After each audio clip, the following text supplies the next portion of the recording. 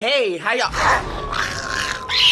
Get your fucking dog, bitch! It don't bite. Yes, it do! Blah blah blah, friends and Bippites. Count Bippula here. Funny story, and no, I'm not doing that voice for the whole time. I was out walking late last night and felt a sharp, stinging pain on my neck as something flew by. I went home and saw these 2 bite marks on my neck, thinking at first it was just a really stupid looking hickey. But then I fixed myself some garlic bread, as I do, and by God, it almost killed my stupid ass. Ow! Long story short, I guess I'm a vampire now. So that's cool, I guess. I found out that vampires are also not allowed to use naughty language because of elegance and such. So I'm punished by being scalded with this stinging pain. I also cannot go into the sunlight, or else I will literally burn alive. So luckily that stayed the same from when I was still human. Anyways, the point is, remember the singularity video? That's the cursing gimmick for this one too, so just roll with it. I have found out that I also get scalded with horrible stinging pain whenever I make a horrible vampire pun. So I guess that's out of the picture for this video. Kinda sucks. Ow, ow, ow. My new vampire form is right on time with the latest chapter in Dead by Daylight, Castlevania. To preface this, I'm not familiar with the Castlevania franchise whatsoever. Actually, that's a big ol' fat lie. The only time I've ever interacted with anything Castlevania has been Super Smash Bros. With the Belmont characters and the Dracula's Castle map.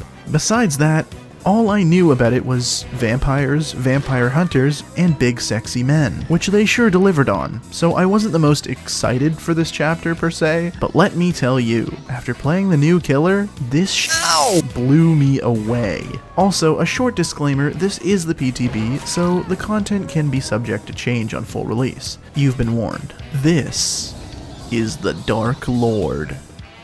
But no one's gonna call him that. It's literally Dracula. You remember Dracula, right? Dracula is an extremely interesting character to play as his power is pretty loaded, yet not that difficult to understand. On top of that, his power is quite flashy, and unlike most I've seen in Dead by Daylight before. So a big round of applause to Behavior for coming this far, really. Gone are the days when power equals invisible, and in are the days where you need a master's degree in psychology to predict where to use your power, as well as to understand the average mind of a Dead by Daylight player. So let's start with breaking down the power. Dracula's power is Vampiric Shift, and allows Dracula to shapeshift into different creatures with their own unique features and abilities. For starters, let's cover your default form, your vampire form. In your vampire form, you are basically a regular M1 killer with the same old basic stats, but your vampire form ability is available to you. This is your Hellfire spell, which in essence is very similar to Pyramid Head's Punishment of the Damned attack. Hold down your power button to charge your Hellfire spell, slowing you for the time it takes to charge. When full, use your basic attack button to fire a pillar of flames 7 meters in front of you. Whereas Pyramid Head's attack goes through obstacles, Dracula's Hellfire spell only goes over lower obstacles like smaller loops, pallets, and windows, kinda like Nemesis's tentacle. This means that you'll mostly be using this attack at loops to try and cut people off, or to hit them while they're vaulting a window or pallet. On top of this, the attack moves forward, meaning it's not an instant hurt zone that appears instantly like Pyramid Head's attack. All this means is you might have to aim a little in front of the survivor if they're further away. This power is on a pretty short cooldown, meaning you can use it quite a bit. Okay, now onto your other forms. Holding your secondary ability button lets you choose between 2 different forms, your wolf form and your bat form. Switching forms is practically instant, and can be done at any time with a short cooldown after shapeshifting. You can shapeshift from any form to any other form, meaning you don't have to shapeshift back to your vampire form if you want to go to the other form.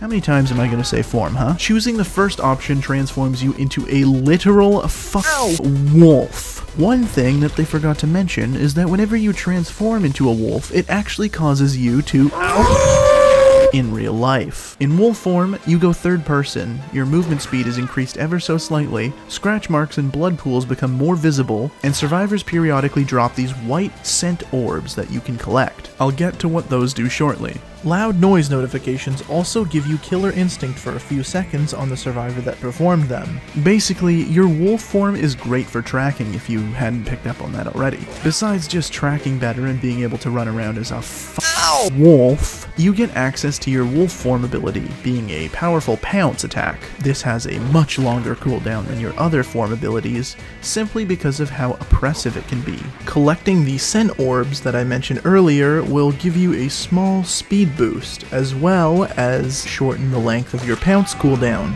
Hold down your power button once ready to charge your pounce for a short duration. Once fully charged, you will automatically pounce forward quickly, stopping if you collide with an object or injuring a survivor if you hit them. If nothing interrupts your pounce, you will automatically do a second pounce right after, covering even more ground and opening up the opportunity to get some sweet double pounces. Seriously, it feels so satisfying using the pounce to its fullest. Another thing to note about your wolf form that they don't tell you is that hitting a downed pallet with your pounce actually destroys it. The pounce is really good in open areas, as you can bank on the second pounce if you want to start charging from further away. Where it can get tricky is in loops, as hitting a wall by accident can stun you and let the survivor get some distance while putting your pounce on a hefty cooldown. A little tip for using this on larger loops is to try to use your first pounce to get around a corner or a wall, and the second to turn and jump at the survivor who's making a mad dash for the pallet or window, kinda similarly to how you would line up Wesker's charge. It's risky, but again, it's wonderful if you hit it. Last thing I wanted to mention about being in wolf form, and this applies to your bat form as well, is that you can still search lockers, damage generators, and break pallets and breakable walls in these forms. Doing so will just spawn an apparition of Dracula in vampire form. Oh, also you can vault in wolf form.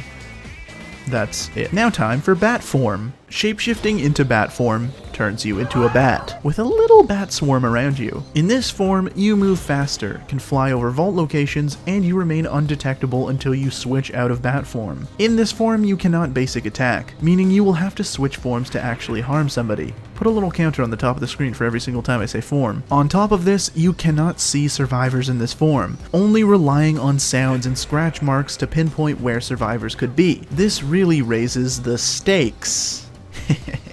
Ow! You are also given access to your bat form ability, being a teleport. While in bat form, hold down your power button to charge your teleport. You're only able to teleport to vault locations in a 32-meter range, being windows or down pallets. Once charged, aim at a vault location, which you will see the aura of when in range, and use your basic attack button to teleport. This has a similar effect to when the Demogorgon teleports through his portals, shrouding the area around you and taking a short amount of time to end up there. Upon reaching the vault location, you will appear over top it in bat form still. I personally find using bat form to sneak around at the beginning of matches, or just when everybody is healthy, to be the best course of action, hiding my terror radius and sneaking up on generators that I will hopefully hear somebody on. Remember that if a survivor simply doesn't move, then it can be easy to miss them if you just fly over and kick the generator then fly away. If you're certain you don't hear anybody or see any scratch marks or movement, maybe just continue on. If you're the type of person to second guess yourself, like I do 24/7, I would recommend just switching to a different form to check around for anybody being real sneaky like. I mostly use the teleport in bat form as just traversal, as it really helps in getting you from point A to point B quicker. It's also a pretty handy tool for downtime, when you need to break some drop pallets that you missed, as you can see the aura of them and then teleport and break it when you arrive. In rare instances, you can sneakily cut off a survivor if you know where they're going and there's a vault location near there, switching forms to attack them after teleporting. And that's pretty much it for Dracula's power.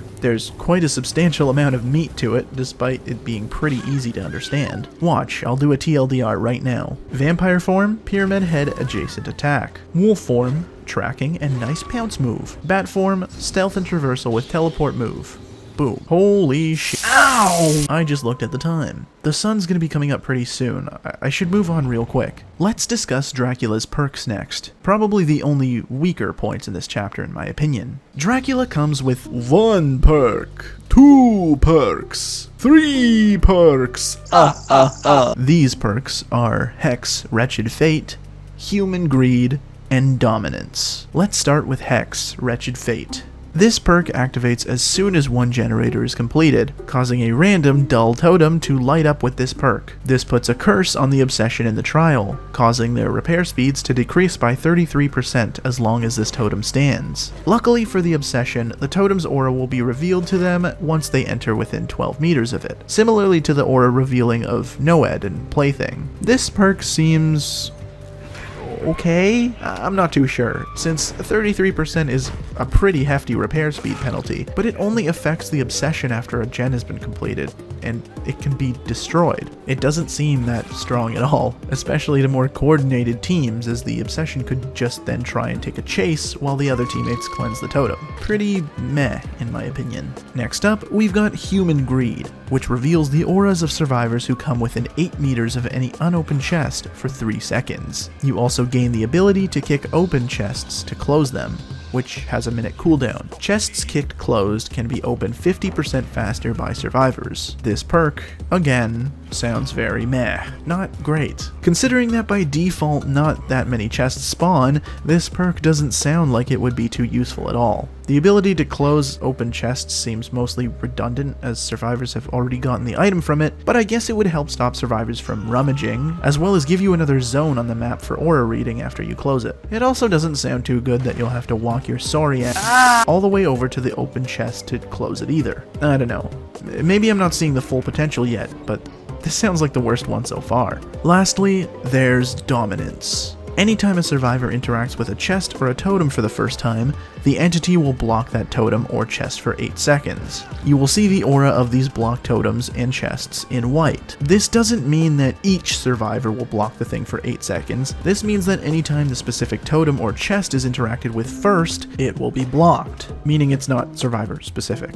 While it does block these things, 8 seconds is not that long at all. I feel like the only use you'd get out of this is as a minor tracking tool, seeing when something gets blocked off and knowing a survivor's in that general location. I guess it can be a little annoying when paired with Human Greed or other chest/totem related perks, but I still don't see this as good. Now that I think of it, killers may take it to preserve hex totems and be notified when someone tries to touch them. I don't know. I think the value of chests and totems are being pretty inflated with these perks quite a bit. And those are Dracula's perks. Not gonna lie, a little disappointing, but not enough to drive me batty. While slightly disappointing, I don't care too much about them as long as the killer is fun to play as, which he really is. Ooh, how are we doing for time? Oh no. The sun should be coming up soon. We should probably... Ooh. Is someone playing the organ? Wait a minute. Is that what I think it is? It's lore time! Lore fact number 1. Did you know that Dracula's full name is Tepes Dracula? I sure hope I'm saying that right. Lore fact number 2. This guy's old as fuck. Looking through his lore entry, I saw 1476, so this guy's gonna have, what, like at least a few birthdays left? Lore fact number 3. Did you know that I'm really not the best person to discuss Castlevania lore with? Because I've never seen anything besides Super Smash Bros. Please, just watch it, or look it up or something. Don't listen to my dumbass. Lore fact number 4. Dracula was chosen by the entity as he was getting absolutely worked by Julius Belmont, as the lore states that while he was getting beaten like a little baby he was enveloped in fog and taken by the entity. Wait a minute. Julius? I know I've heard that name before. Lore fact number 5. Although we didn't get Dracula's castle as a map, you can see it outside the borders of any map while you're playing as him. That's really cool, actually. Better than nothing, I guess. Lore fact number 6. This boy is tall! God damn! Lore fact number 7. Everybody is so handsome in this chapter, what the fuck? Lore fact number 8. I'm actually good pals with Dracula. We've met before, and he thinks of me as the master vampire, so yeah, suck on that. Wait. Lore fact number 9. Not really a fact or anything, it's very basic, but Dracula straight up styles on you and drinks your blood like a straight up savage during the Mori. Die, monster.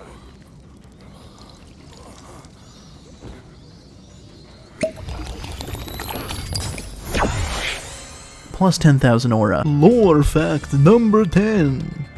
If you load into a lobby with Trevor Belmont as a survivor and you're Dracula, he will say a unique voice line. We shall meet again, Blood of Belmont. And that's all. I'm going to rate this chapter a 9.5 out of 10. Seriously. The only 0.5 I'm taking away is for the lackluster perks. Everything else, as I said, blew me out of the water. I'm not too familiar with the franchise, but I'd imagine that this is a pretty good adaptation. A very faithful one. I mean, I'd hope so. The unique animations, the absolutely killer electric guitar and organ usage in both the menu, lobby, and chase music, the look of the killer and the survivor, the polished gameplay that feels surprisingly smooth and bug-free for the PTB, and the amount of versatility and creativity in Dracula's power. Seriously, behavior figuring out Chucky was a blessing for adapting the third-person camera into this game. They are milking that with the different forms. On top of how much I like this chapter, I feel as though it has been a fantastic time to be a DBD fan. Dungeons & Dragons, Tomb Raider, Castlevania, and then Five Nights at Freddy's gets announced? Like, what more do we need? Sincerely, it has been such an exciting time, and yes, I'm an avid supporter for FNAF and DBD, so I was beyond hyped to hear the news. It fills me with a lot of hope for behavior continuing the life of this game and adding new, fun, unique ideas. Anyways, the sun's about to come up, so I gotta skedaddle. Before I go, though, I wanted to not only thank you for watching this entry in the 101 series, but I wanted to leave you all with a little treat. That's right. I'm in such a good mood that I'm going to be doing an official face reveal right now for y'all. You're about to see the man behind the voice. Get it? 'Cause I'm a vampire? You didn't think I'd really show my face just yet, right? I mean, I'm still a pretty small YouTube channel. I'd have to... Oh, shit. The sun! No, I forgot! No!